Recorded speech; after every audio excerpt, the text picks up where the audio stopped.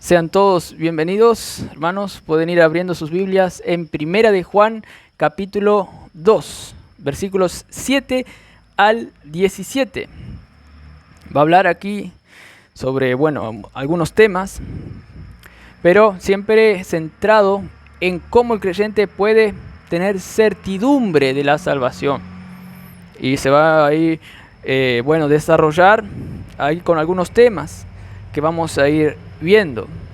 Así que vamos a leer Primera de Juan, capítulo 2, versículos 7 al 17.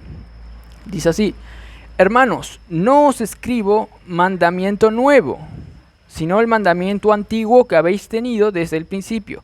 Este mandamiento antiguo es la palabra que habéis oído desde el principio. Sin embargo, os escribo un mandamiento nuevo, que es verdadero en él y en vosotros, porque las tinieblas van pasando y la luz verdadera ya alumbra.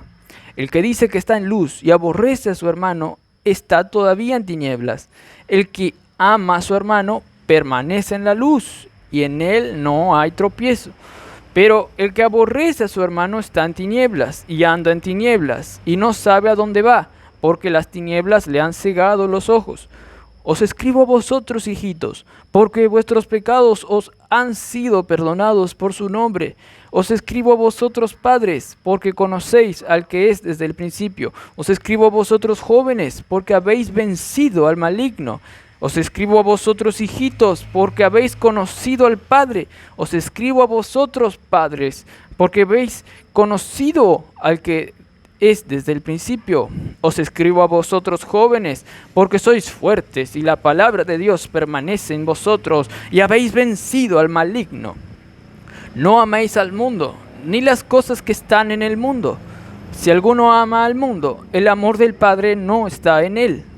Porque todo lo que hay en el mundo, los deseos de la carne, los deseos de los ojos y la vanagloria de la vida, no proviene del Padre, sino del mundo. Y el mundo pasa, y sus deseos. Pero el que hace la voluntad de Dios permanece para siempre. Vamos a tener una palabra de oración. Padre Celestial, gracias por este día, Señor. Gracias porque podemos estar delante de tu palabra, Señor, que es nuestra guía, es nuestro consuelo, es todo, Señor. Es Cristo en nuestras vidas. Te pedimos que podamos entender y ser edificados hoy, Señor, que podamos tener, como siempre oro, un deleite en Dios al discernir estas escrituras. En nombre de Cristo Jesús, amén.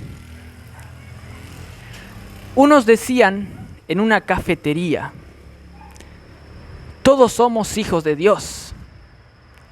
Ahí había un grupito ahí, no sé qué religión podríamos decir, y todos decían: todos nosotros somos hijos de Dios.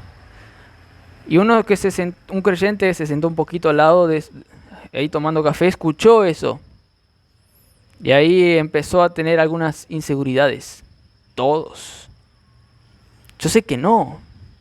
Pero ahí como que el maligno, el diablo, ahí tiró un dardo para que dude. ¿Qué me diferencia a mí de todos? ¿Por qué yo soy hijo de Dios y ellos no?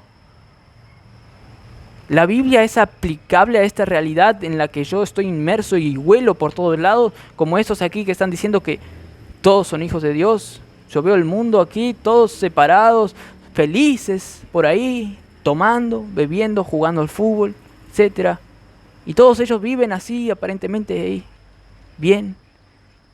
¿Y yo qué me diferencia de ellos? ¿Soy hijo de Dios realmente? Muchos cristianos, hermanos, al estar inmersos en este mundo,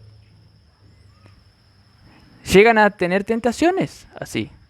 Tal vez algunos no tanto como pero de menor grado. O algunos más. Por eso es bueno siempre crecer en la certidumbre de nuestra salvación. Siempre crecer en el conocimiento de lo que es Dios y de lo que Él es para nosotros. Siempre tenemos que crecer en el conocimiento de la verdadera realidad. Tenemos que crecer en la certidumbre de nuestra salvación. Que Dios nos salvó para que estemos en el reino de su Hijo amado, como dicen las Escrituras. La palabra es lo que revela la realidad. Y vamos por eso hoy ver en la palabra que nosotros debemos tener mayor certidumbre de la salvación. ¿Cómo? En primer lugar, confirmando que nosotros tenemos amor para con nuestros hermanos, en primer lugar. Así voy a crecer en esa certidumbre de salvación. Si yo confirmo que realmente amo a mis hermanos. Ahora vamos a ver qué significa eso de amar. Pero aclaro antes. Hay que leerle en el contexto y vimos que en el capítulo 1, Juan quería mostrarnos lo que él experimentó con Cristo. Él vio que Cristo era lleno de gracia y de verdad. Vimos la gloria del unigénito, el Hijo del Padre, lleno de gracia y de verdad. Juan nos muestra a Cristo. Y al nosotros ver a Cristo, vamos a querer estar con Cristo y estar con los hermanos en Cristo. Todo parte de allí, pero aún parte de algo más anterior. Que Cristo tuvo que salvarnos a nosotros para cambiar nuestra mente, cambiar nuestro ser, para que realmente podamos apreciar a Cristo. Tuvimos que, en primer lugar, nacer de nuevo. Es necesario nacer de nuevo, Jesús le decía a Nicodemo. Si no, no podemos ver el reino de Dios. No podemos ver y apreciar a Cristo. Muchos en la época de Cristo le veían, pero no de manera como lo veían estos que sí creían, Juan y otros apóstoles. Ellos lo apreciaban a Cristo, como estuvimos viendo. Todo parte de la obra de Cristo, que hizo una obra perfecta en la cruz, que nos mató, nos identificó con Él, nos dio vida, resucitó entre los muertos, para que ahora nosotros tengamos ese poder. Y ahora vino el Espíritu en nosotros, para que Él nos enseñe a Cristo. Todo lo que es mío, el Espíritu les mostrará. Jesús dijo en Juan 16. Por eso todo parte de Cristo. Y luego sí nosotros podemos apreciar a Cristo, amar a Cristo y amar a los hermanos. Pero la base es creer en lo que Cristo hizo. Jesús le respondió a algunos cuando le preguntaron, ¿qué tenemos que hacer para practicar las obras de Dios? Y Jesús le dijo, esta es la obra de Dios, que creáis en el Hijo de Dios. Empezamos por ahí. Creer en el Hijo de Dios, ahí tenés todo. Si no empezamos por ahí, estamos mal como cristianos aún. Nuestra seguridad se encuentra en Cristo. Cristo es todo. Sin Cristo nada podemos hacer, ni amar como deberíamos amar. El secreto es Cristo. Por eso Cristo vino. Colosenses 2, versículo 6 dice que así como recibisteis al Señor Jesucristo, así también andad ahora en Él. ¿Cómo recibimos? Por recibir, creer nomás. Así recibiste al Señor y así tenés que seguir andando. Vivir la vida cristiana confiando en Cristo, que Él te va a dar las fuerzas para vivir. Ahora, después de creer, uno tiene, para tener mayor certidumbre, de manera secundaria, confirmar los frutos que vienen de creer, confirmar las consecuencias que vienen al creer en Cristo.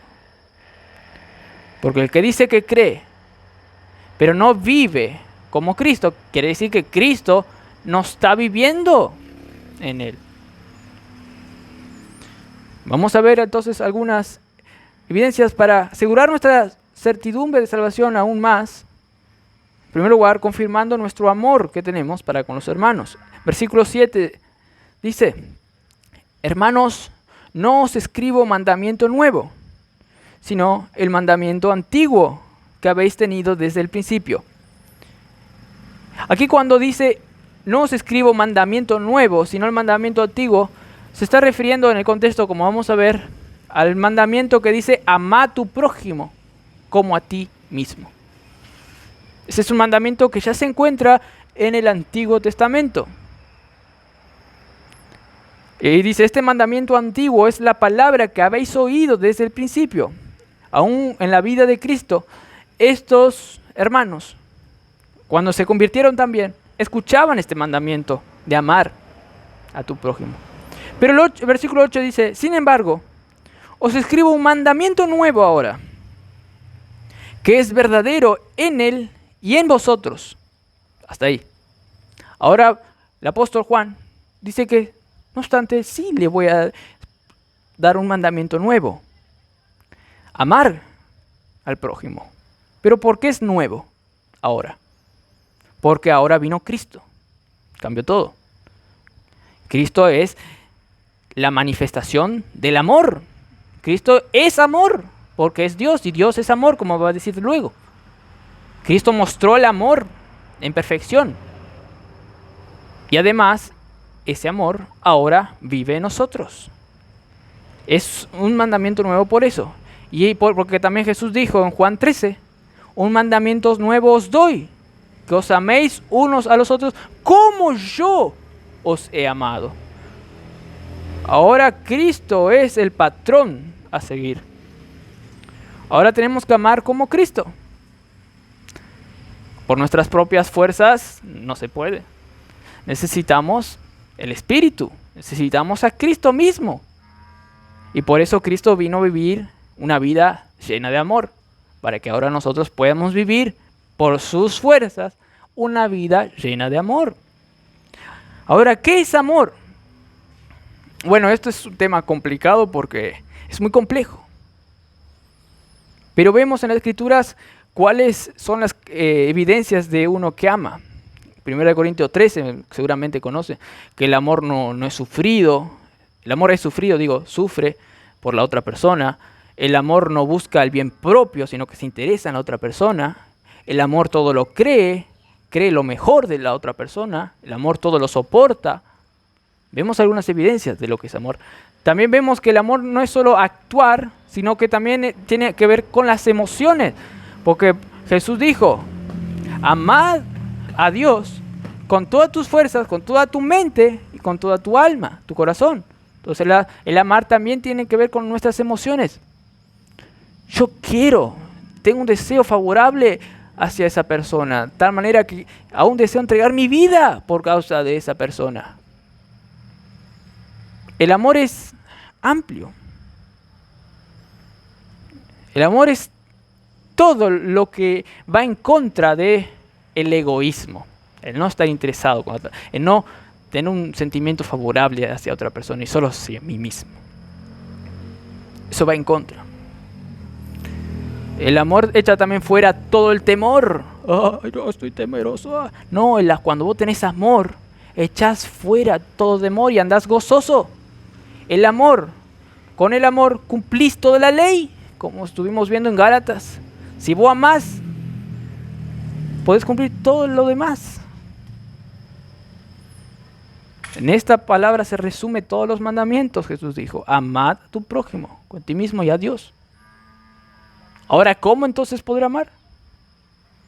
Teniendo fe en la obra de Cristo. Todo parte siempre de Cristo y de su obra. Y ahí vos podés ir madurando, teniendo fuerzas para actuar, para mejorar, para tener sentimientos mejores, etcétera, etcétera. Pero todo parte de Cristo. Por eso es un mandamiento nuevo, porque Cristo hizo la diferencia. Y dice que este mandamiento nuevo es verdadero en Él, en Cristo. 1 Juan 2:8. En Él se manifestó, es verdad, pasó. Él es amor. Y en nosotros también dice: y en vosotros es verdadero ese amor. Aquí el apóstol Juan está asegurando, dando seguridad a los hermanos. Ustedes realmente tienen el amor en ustedes, verdaderamente. Es real, como fue en Cristo. No desaprovechen, es real, les estoy asegurando. Si son hijos de Dios, tienen.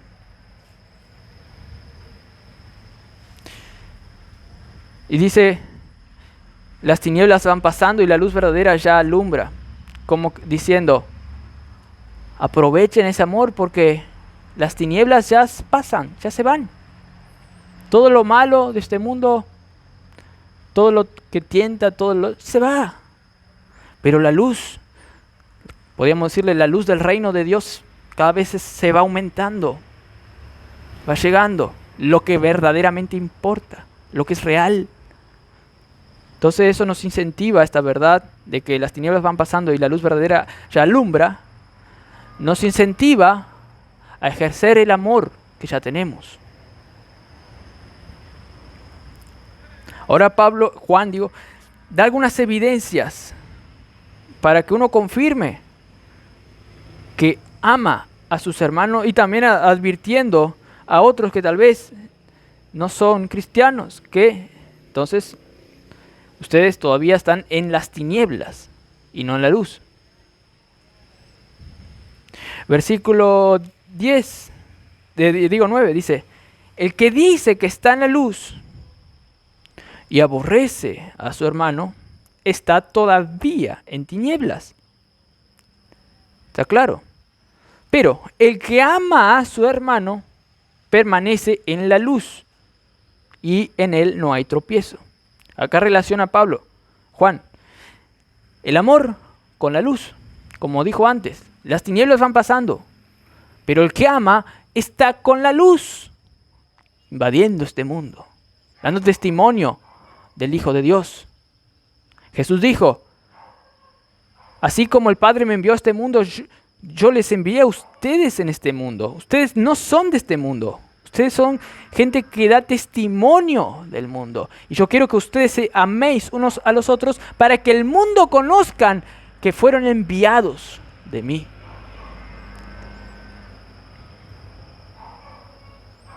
Nosotros somos de la luz. Estamos en Cristo. Andamos en la luz. Por eso amamos. Pero todo parte de paso antes. Tenemos comunión con Dios. Esa, participación de lo que tenemos en común con el Hijo de Dios. Andamos en esa comunión. Porque antes dice, si ustedes andan en comunión con Dios, quiere decir que andan en la luz. Como lo dijo, en un pasaje anterior. Y practicamos la verdad, hermanos. Pero parte en un paso después, pero un paso antes, pero un paso más antes, todo parte de lo que Cristo hizo en la cruz. De ahí eso provoca a nosotros amar y no aborrecer a nuestro hermano y permanecer en la luz. Y entonces no hay tropiezo en nosotros, no hay pecado. Y no provoca el pecado, también se puede interpretar. No provocamos el tropezar a otros. Por ejemplo, un cristiano no debe tener el deseo de pensar solo en uno mismo y provocar caer al otro hermano. Por ejemplo, casos comunes en 1 Corintios, que unos hermanos tenían su conciencia débil, que les decía, no comas comida que fue ofrecida a los ídolos antes. Y después se desecharon para darle a comer a cualquiera. Y unos hermanos débiles decían, no, fue entregada a los ídolos, no hay que comer esa carne. Entonces le decían a los otros hermanos, no coman de esa carne, es un sacrilegio, esa carne fue ofrecida a los ídolos. Y los hermanos fuertes, en conciencia, porque tenían fe en Cristo más, y no se confiaban solamente en algunos mandamientos de hombres, ellos decían, no, podemos comer, eso no anula nuestra relación con Dios, no es pecado. Pero a veces esos hermanos fuertes que decían, podemos comer, como que hacían caer al otro, tropezar al otro, mira como, vos no comés, y provocaban al otro, y eso es causar tropiezo, y ahí esos hermanos fuertes nos están amando. Claro, hay que tener cuidado que la forma de pensar de los hermanos débiles no inunde a la iglesia, y no dominen los débiles para dominar todo. Porque van a hacer legalismo a la iglesia. No, vos si querés venir a la iglesia tenés que venir con corbata, Y mínimo con un zapato negro. No, pará. No pongas esa ley. Van a dominar toda la iglesia de los hermanos débiles. Pero igual uno tiene que tener cuidado de amar aún a los débiles. Es más, nosotros tenemos que amar aún a nuestros enemigos, como Jesús dijo. Y cuanto más a nuestros hermanos, que son nuestra propia carne, en sentido espiritual.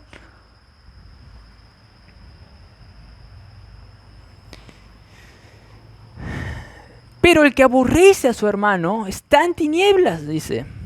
Y anda en tinieblas. Y si anda en tinieblas, claro, no sabe a dónde va. Está así despistado. Dice, y no sabe a dónde va. Porque las tinieblas le han cegado los ojos. Claro, un cristiano no es perfecto. Puede andar un momento que esté en pecado y que pueda inclusive ser de tropiezo, inclusive puede afectar a otros hermanos y estar un poco despistado. Pero no es lo común en un cristiano.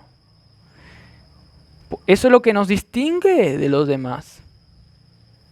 Porque hemos nacido de Dios y el que dice, todo aquel que permanece en Él no peca. Primera de Juan 3:6. Y dice, y el que peca no le ha visto ni le ha conocido. Nadie os engañe. Por eso hay que tener una clara, digamos, identificación como creyente. Tenemos que tener esa convicción firme. Y eso nos va a dar seguridad. No es ser discriminatorio en sentido malo. Yo soy hijo de Dios, vos no.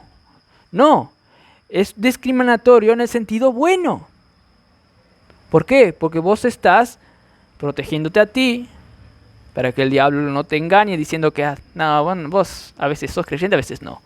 No, si vos tenés una convicción firme que sos hijo de Dios, porque no aborreces a tu hermano, porque crees en Cristo, ¿qué va a pasar? Vas a tener seguridad y el diablo no te va a dominar como quiera. Y además vas a ser de, digamos, luz para el mundo. Si el mundo te dice, este acá me parece como otro amigo que yo tenga. Nada. No. Por eso vos tenés que amar a tus hermanos para que el mundo conozca que hay algo distinto, porque ellos se aman. Eso es lo que Juan dijo en el Evangelio de Juan. Así que hay que amar a los hermanos, para tener una mayor certidumbre. Tenemos que confirmar que amamos y andamos en la luz, por lo tanto. Y también, para tener mayor certidumbre, necesitamos confirmar que estamos en algún grado, aunque sea de ese crecimiento. Como lo va a decir ahora, con otras palabras. Tenemos que confirmar que estamos en un nivel de ese crecimiento como cristiano. ¿Qué dice el versículo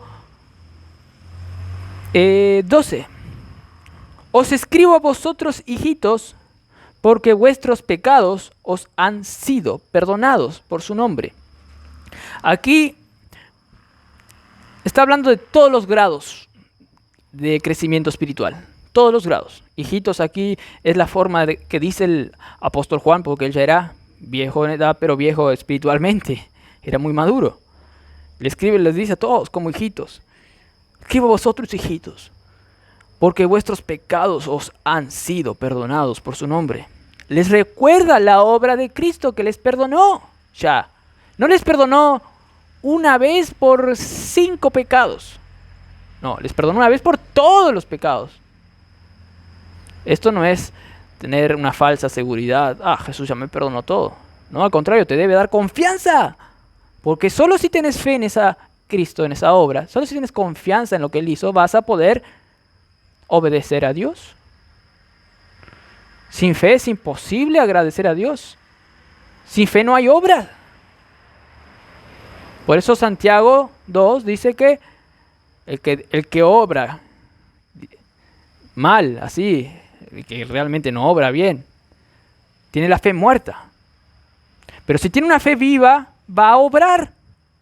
La fe comienza ahí, por la fe. Ahí vas a obrar. Tenemos que... Aquí entonces el apóstol Juan se está refiriendo a todos, recordándole de la eficacia de la obra perdonadora de Cristo en la cruz. A todos les anima. Hijitos, os escribo a vosotros. Podríamos ahí interpretarles para que tenga seguridad. Vuestros pecados os han sido perdonados. Como que ahí apunta a los oyentes así para darles seguridad. A ti te hablo, a ti, a vos mismo, personalmente. A ti te hablo. Han sido perdonados los pecados de ustedes. Y luego pasa a describir distintos niveles de crecimiento. Vamos a leer todos. Y luego yo voy a nivelar así para explicar uno por uno. Versículo 13. Os escribo a vosotros padres. Estos son gente ya madura. Porque conocéis al que es desde el principio. Luego, os escribo a vosotros jóvenes. Estos son ya más maduros, pero no como los padres. Porque habéis vencido al maligno. Y luego, ahora los más niños, que acá en griego hijitos es otra palabra. Os escribo a vosotros hijitos. Es otra palabra de lo que dijo al comienzo. Os escribo a vosotros hijitos, porque habéis conocido al Padre. Y el 14 también vuelve a explicar. Os escribo a vosotros padres, porque habéis conocido al que es desde el principio. Os escribo a vosotros jóvenes, porque sois fuertes y la palabra de Dios permanece en vosotros y habéis vencido al maligno. Bueno, ahora leyendo todas estas características voy a separar y primero explicar a los niños, que en griego es paida, que es como la crianza, los bebés recién nacidos. ¿Qué distingue a un recién nacido? Bueno, no tiene mucha experiencia en la vida cristiana, digamos. No tiene mucha fe, no tiene mucha confianza, no le conoce tanto como debería. Pero conocen lo necesario, así como el hijo, por lo menos identifica quién es su papá. Empezamos por ahí. Este es mi papá. Pero no le conoce tanto como debería. Y a veces son muy idólatras esos niños. Empiezan a confiar más en hombres que en la palabra, que en Cristo, que en su papá. Empiezan a tener ídolos. Por eso más adelante, hijitos guardados de los ídolos, dice. Empiezan a confiar más en pastores. Algunos de 1 Corintios decían, yo soy de Apolos, elocuente. Yo soy de Pablo, tremendo apóstol. Yo soy de Cefas, Pedro. Yo soy de Cristo, dicen algunos. Pablo dice, no, paren. Ustedes tienen que enfocarse en apreciar a Cristo verdaderamente y no en hombres. Es Dios quien hace la obra realmente. Dice así. Y estos son los que son caracterizados por hijitos, por crianzas. Pero aún a esos, Juan les alienta. Porque no todos en la familia están a un nivel espiritual iguales. No, en una familia hay bebés, en una familia hay niños, en una familia hay jóvenes, adolescentes, en una familia hay adultos. Hay que entender eso. Porque si uno no entiende eso, ya va a querer que un bebé ya actúe como un adulto de 50 años. Es imposible. Tiene que ir al ritmo de las ovejas paridas como Jacob. Tiene que ir al ritmo de ellos, de a poquito, suave. Y Juan hacía esto, le alentaba aún a ellos, a las crianzas, les quería dar seguridad, no diciendo, no, si vos no obrás así, sos hijo del diablo, no. Que sea confirmar lo mínimo, amás a tu hermano, eso es lo mínimo, tenés el amor de Dios en vos. Y a ellos le alientan también, a vosotros os escribo. Y luego luego habla en este contexto de los jóvenes. Estos son un poco más maduros. ¿Por qué? Vemos que aquí dicen, primera característica de estos jóvenes, dicen que han vencido al maligno. Al diablo vencieron en sus vidas. Ellos llegaron a confiar en Cristo, que podían vencer al diablo y le vencieron. No que ellos son por sí propios autosuficientes, capaces de vencer al enemigo. No, vencieron ¿por qué? ¿Qué dice Juan 16 en un pasaje? En el mundo tendréis tribulación, Jesús dijo, pero confiad, yo he vencido al mundo. ¿Quién venció al mundo? ¿Jesús venció al mundo o los jóvenes vencieron al maligno? ¿Quiénes fueron los que vencieron? Muy bien. Acá dice que vencieron los jóvenes al maligno. Y Cristo, y bueno, pero también dice el pasaje del otro que Cristo venció. ¿Cómo unimos? Que estos jóvenes vencieron porque se apropiaron y confiaron en quien ya venció al mundo. En la cruz, Cristo dijo, consumado es. Que en griego es tetelestai, completado ya es. El cristiano ahora vive confiando y dependiendo, permaneciendo en Cristo, en lo que Él hizo, en su obra eficaz. Nadie puede vencer al diablo por sus propias fuerzas, al mundo. Nadie puede. Primera de Juan 5, 4 dice, todo lo que es nacido de Dios vence al mundo. Y esta es la victoria que ha vencido al mundo. ¿Cuál es la victoria que ha vencido al mundo? Mi propia fuerza. ¿Cuál es la victoria que ha vencido al mundo? No, nuestra fe, dice. ¿Y quién es el que vence al mundo? Primera de Juan 5:5. Sino el que cree que Jesús es el Hijo de Dios. Por algo, cuando los otros le preguntaron, ¿qué obra tenemos que hacer para practicar las obras de Dios? Jesús le dijo, esta es la obra del Padre, que creáis en el Hijo de Dios. Eso es lo que vence al mundo. Y estos jóvenes fueron maduros. Por eso, cuando venían las tentaciones, cuando venía el maligno, cuando venían las tentaciones del mundo, como vamos a ver ahora, los deseos de la carne, los deseos de la vista, la vanagloria de la vida, ellos vencieron al maligno quien controla ese sistema del mundo, porque el mundo está bajo la potestad del diablo, como va a decir luego. Estos creyeron en Cristo, que ya venció a todo ese sistema. Cristo ya lo venció. Vos creé y aplicás esa obra en tu vida para vencer. Eso es lo que vence al mundo. Y estos jóvenes entendieron eso. Y pueden entender eso porque son hijos de Dios. Un incrédulo va a decir, ¿qué estás hablando? Porque es locura, como dice 1 Corintios 2. Como Félix, que decía, casi me persuades, Pablo. Y otros le decían a Pablo, las muchas letras te volvieron loco, le dicen. Es que no conocen a Dios. No conocen la realidad. Y por eso están como están. Ciegos. Van de pecado en pecado, de mal en peor. Van de Guatemala. ¿Verdad? No de Guate bien. ¿Verdad? Bueno. Y ahora, los maduros. ¿Quiénes son los maduros? Ahora Juan le da seguridad a los maduros. ¿Quiénes son esos maduros? No, los maduros no necesitan, esos ya son unos viejos experientes. No, ellos también necesitan crecer en la seguridad. Los maduros son los que dice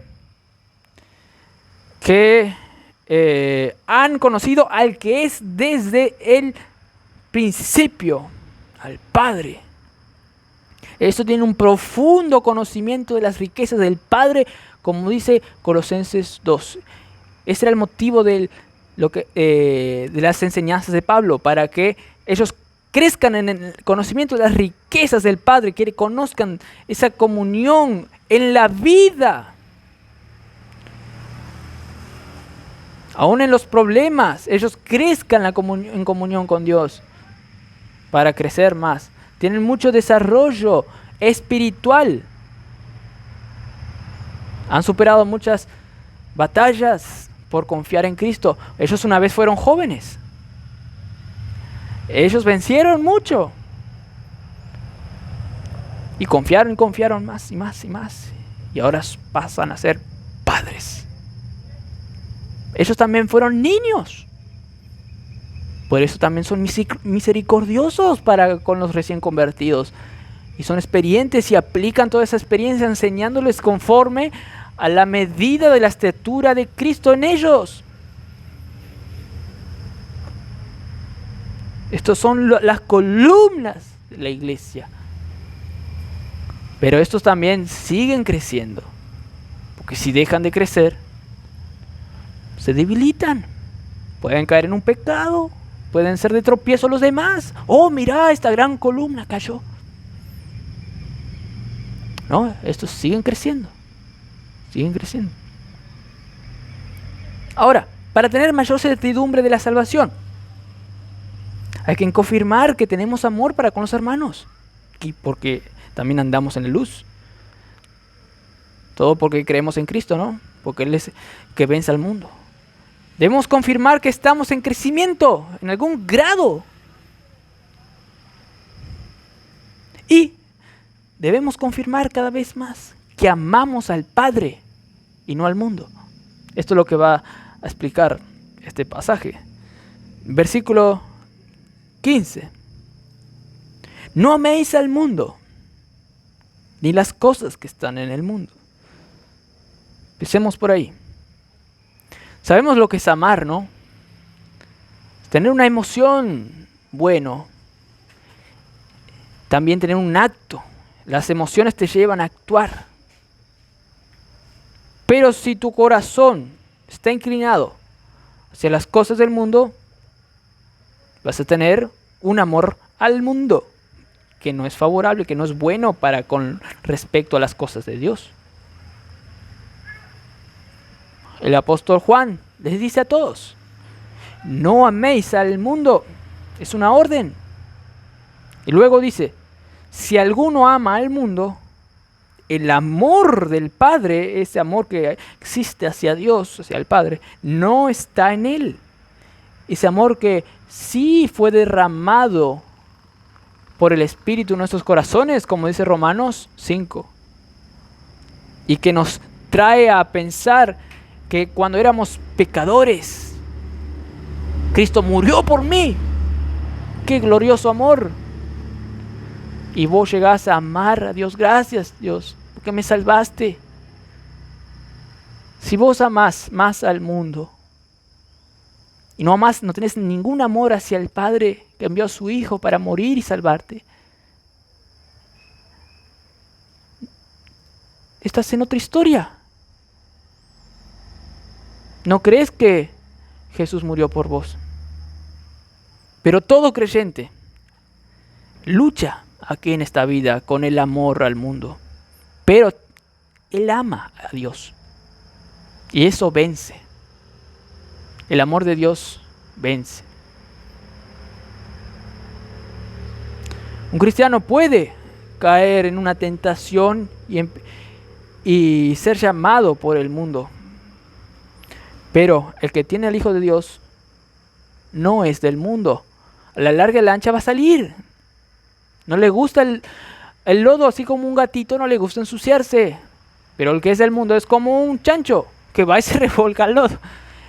Dice, uno cuenta que a un chancho le pusieron todo, adornos, todo, le hicieron entrar en un palacio, así. De repente vio ahí un charco, salió del palacio y se fue al charco de una, no quiere ni un palacio, nada. Se fue. Y sí, es chancho. Pero las ovejas de Cristo escuchan la voz de Jesús y le siguen. Y nadie las arrebatará de mi mano, dice Dios. Nada, ninguna cosa creada podrá separar del amor de Dios, dice Romanos 8. Pero el cristiano tiene que, cuando ve ahí lo malo, no entrar en eso. Ahora, yo estoy hablando de mundo y eso. El mundo. Y yo les dije que el mundo es todo lo malo, ¿no? Vamos a explicar un poco mejor. El mundo se puede catalogar como algo físico, el mundo. Este planeta Tierra. De hecho, Juan menciona así, Cristo vino al mundo, a este mundo. Luego Juan también nos dice que puede ser la humanidad. Que Cristo vino a la humanidad y nosotros somos hijos de Dios para dar testimonio al mundo de que venimos de Dios, a la humanidad que no es convertida.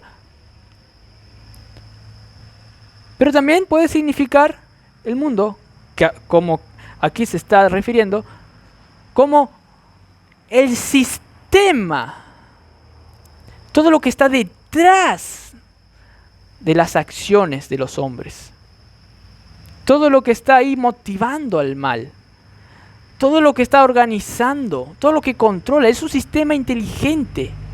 Ese es el mundo. A ese mundo no tenemos que amar. ¿En qué sentido? Porque yo puedo amar, digamos,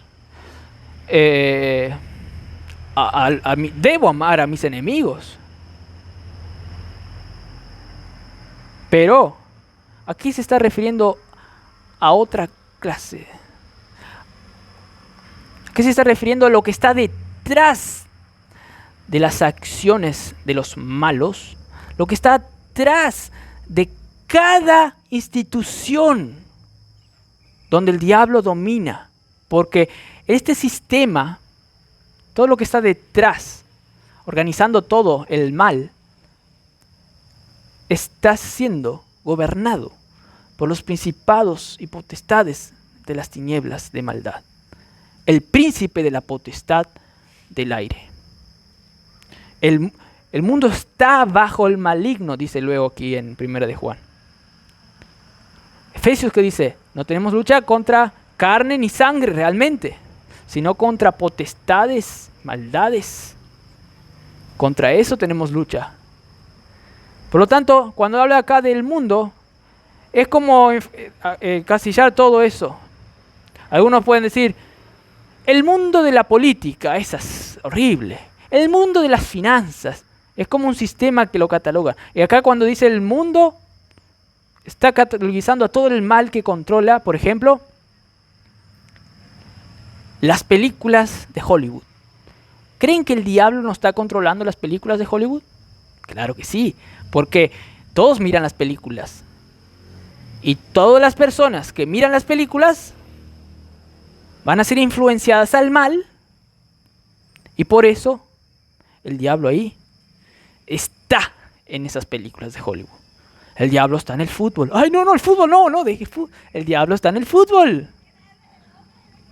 Trae felicidad a todas muchas personas, pero muchos se matan por el fútbol. Principalmente, como lo vamos a explicar ahora, dejan a Dios de un lado y hacen de un ídolo a un jugador, a un cuadro. El diablo está ahí. El diablo está por los lugares más eficaces. Ese es el sistema del mundo. YouTube. Hay en YouTube, bueno, en otras redes, Instagram, TikTok, algo que se llama el algoritmo, algo así. Que ellos eligen lo que más llama la atención al público. Y generalmente son cosas zafadas. Y eso es lo que más ellos promueven para que tengan más visiones, más vistas. Un comercio. El diablo está en todos esos comercios. En Papá Noel. El diablo está en todo. No, Papá Noel no, me da regalo. Papá Noel, está el diablo ahí también. Si podemos ver ahí un lente espiritual, vamos a ver todos los demonitos ahí acompañando así a las personas así. Y a las mejores empresas. Llevándoles así. Algunos dicen que hace pacto con el diablo para ser mejor músico. Mejor violinista, Paganini. Decían que hacía pacto con el diablo. Y otros más. Pero luego le dicen, después te saco el alma, Ese es el precio que tienes que pagar. El diablo está en todas las cosas. Hay brujos. El diablo a los brujos le tiene dominado. La macumba. Pero el diablo está, aunque no lo crean, en las iglesias. Se levantarán de entre vosotros falsos profetas que van a querer sacar de las iglesias. Van a querer introducir herejías. Porque la iglesia es lo que combate las tinieblas.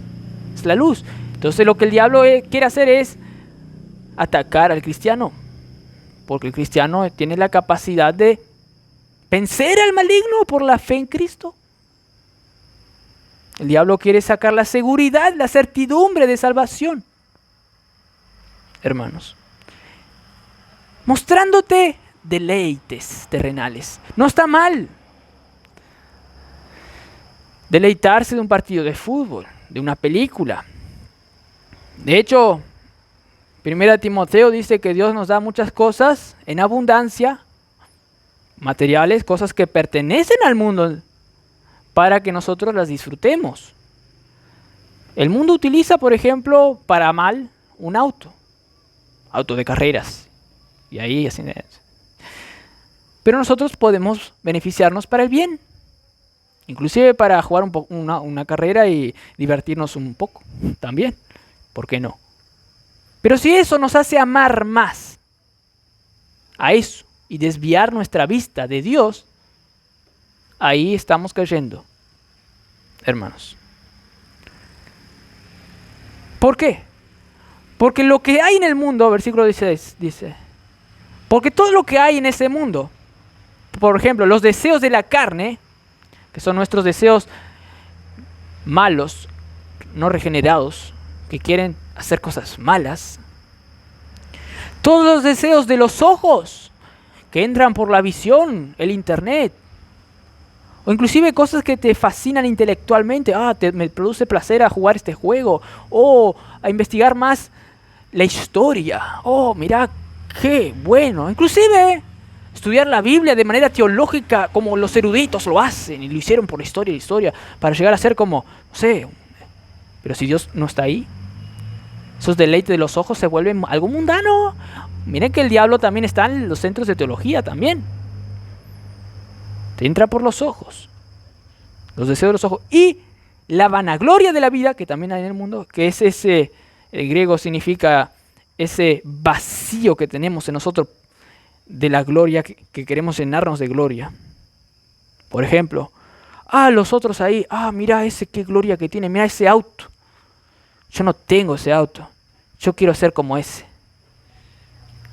Y ahí entra en la vanagloria de la vida y quiere tener un auto como ese. Mira, ese es profesor de matemática, mira todo cómo les miran a ese. Tiene un buen trabajo, yo no tengo. Voy a entrar en esa vanagloria de la vida, me voy a ser profesor para que todos me miren también. Entró en la vanagloria de la vida. Entró en ese casino donde no te dejan salir hasta que te quedes sin plata. Eso es lo que hace el enemigo. Hasta que te saque todo el jugo espiritual, por así decirlo. Hasta que te vuelvan miserable. Porque eso es lo que trae, te engaña con la apariencia. El mundo es un mundo de apariencias. Realmente no hay nada sustancial ahí. Que te digan muchas personas nomás. Los famosos. Luego se terminan suicidando. No hay nada sustancial ahí. Y dice, porque todo lo que hay en el mundo, por eso no hay que amar al mundo, no. Los deseos de la carne, todo eso, no proviene del Padre. No es de Dios, sino del mundo proviene. Nosotros tenemos que amar las cosas de Dios. ¿Por qué? Porque primeramente amamos a Dios. Si uno dice amar a su esposa, yo amo a mi esposa, y habla todo el rato de la amiga de la esposa, algo está mal. Tiene que amar las cosas de la esposa, las cosas que ella hace. Así también, si nosotros no amamos las cosas de Dios, sino que amamos las cosas que provienen del mundo, y decimos que amamos a Dios, pero hablamos más de las cosas del mundo a todos, no me engañes. Y así mucho se puede saber también que hay muchos, vos hablas ahí con muchos cristianos, empezás a hablar, convivís así unos 2 días así, en otro lugar, vos notás que solo te habla de otra cosa y de Dios nada. Y no se casen con alguien así, porque luego te puede traicionar, como le pasó a Kaká. Algunos dicen que Kaká es creyente, puede ser, Él dice que es creyente y tiene algunos buenos frutos, pero ¿qué le pasó? La esposa dijo que era demasiado bueno para mí, demasiado perfecto. Es que la raíz del corazón de ella era la maldad. No te cases con un que no comparte lo que vos compartís.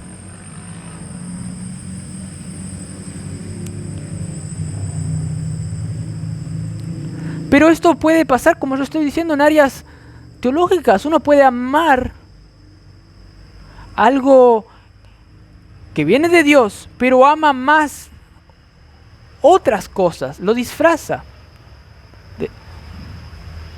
Realmente ama otras cosas. Por ejemplo, dicen, esto pasó, que uno estaba estudiando en una facultad, un seminario, y era el mejor estudiante. Iba, predicaba, evangelizaba, salvaba almas. Tenía un buen testimonio. De repente empezó a decaer su testimonio, empezó a enfriarse un poquito. Entonces el presidente del seminario, el presidente de la facultad, le llamó. ¿Qué te pasa porque ha caído tu testimonio? Y le dijo, ¿sabes lo que pasó? Es que yo conocí a una chica creyente, me enamoré demasiadamente de ella. También una iglesia me dijo que yo puedo ir pastorear a esa iglesia cuando termine de estudiar acá. ¿Y saben qué? Tanto me regocijé por eso que no quiero que Dios venga ya a su segunda venida.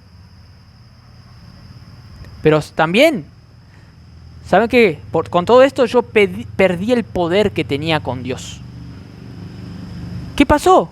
Empezó a amar más a las cosas de Dios, las cosas buenas, pero todo se vuelve malo si no amas a Cristo realmente, al Padre, al que hizo una obra en la cruz por vos. Si perdés a Cristo, perdés todo. Entras en un apagamiento, el espíritu se apaga. Hay que cuidarse como cristiano también de no amar las cosas del mundo, que es no amar realmente a Dios. Así se define, no amar lo que Él hizo por nosotros. Entonces, hermanos, además, ¿por qué no tenemos que amar al mundo? ¿Por qué? Porque el mundo pasa, dice el versículo 17, y sus deseos también, todos los deseos de la vida, deseos de la carne, los deseos de los ojos, todo eso pasa, todo eso es como polvo, se desvanece realmente. Si nosotros pudiéramos ver ahora la realidad con unos ojos, veríamos que todo esto es polvo, que se está desvaneciendo así, y que la luz invade el reino de Dios, que es lo único que permanece. El que hace la voluntad de Dios, dice, pero el que hace la voluntad de Dios permanece para siempre. Todos van a conocerte en el cielo. Cuando todo esto desaparezca, todo el mal, lo único que va a estar acá es las cosas de Dios.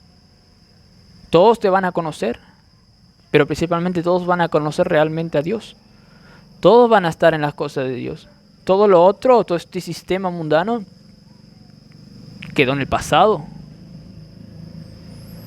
Entonces, hermanos, nosotros, para tener mayor seguridad, debemos confirmar nuestro amor con los hermanos, confirmar que estamos en algún grado de crecimiento espiritual. Tenemos que confirmar, hermanos, que amamos al Padre y no al mundo. En otra cafetería, este mismo que al comienzo estaba dudando por lo que otros dijeron, no todos son hijos de Dios. Y este empezó, no, ¿por qué me diferencia a mí del otro? Este mismo fue a fue a esa o a otra cafetería y escuchó decir a otros, no, ¿sabes qué? Algunos dicen que algunos son hijos de Dios, dice otro. No, eso está re mal, ¿saben qué? todos somos hijos de Dios, dice otro. Pero el que está al lado dice, cállate de mentir, nosotros somos hijos de la evolución. Somos hijos de la evolución, nosotros éramos ahí unas dos moléculas, ahí chocaron con una probabilidad, no sé de cuántos millones, una probabilidad ahí, se formó el humano, somos todos hijos de la evolución, que fue evolucionando esas moléculas y llegamos a ser unos chimpancés, después nos transformamos humanos, todos somos hijos de la evolución.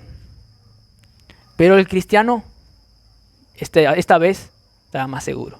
Ni se inmutó, sino que les dijo, a ellos encima se paró y les dijo, la verdad permanece, no importa lo que ustedes digan.